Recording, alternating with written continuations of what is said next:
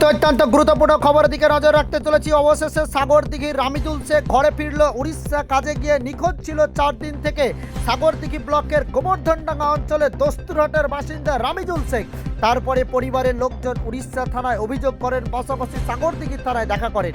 গতকালকে সাগরদিঘির গৌরীপুরে পুলিশ ফাঁড়িতে সমাধান সভায় রামিজুল শেখের স্ত্রী কেঁদে ভাসান।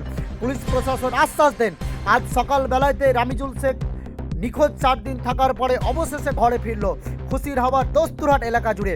উড়িষ্যায় কাজে গিয়ে নিখোঁজ ছিল মুর্শিদাবাদ জেলার সাগরদিঘি ব্লকের রামিজুল শেখ। প্রায় 4 দিন পরে নিখোঁজ থাকার পরে অবশেষে রামিজুল শেখ ঘরে ফিরল। আপনাদের সহযোগিতায় গতকালকেই সেই ভিডিও সোশ্যাল মিডিয়ায় আমরা দেখিয়েছিলাম, তারপরে প্রচুর পরিমাণে শেয়ার হয়।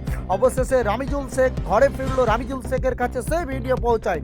4 দিন পরে নিখোঁজ থাকার পরে রামিজুল শেখ ঘরে ফিরল। রামিজুল শেখকে ফিরিয়ে দিতে সহযোগিতায় সোশ্যাল মিডিয়ায় প্রত্যেক দর্শককে আমরা আন্তরিকভাবে ধন্যবাদ জানাই।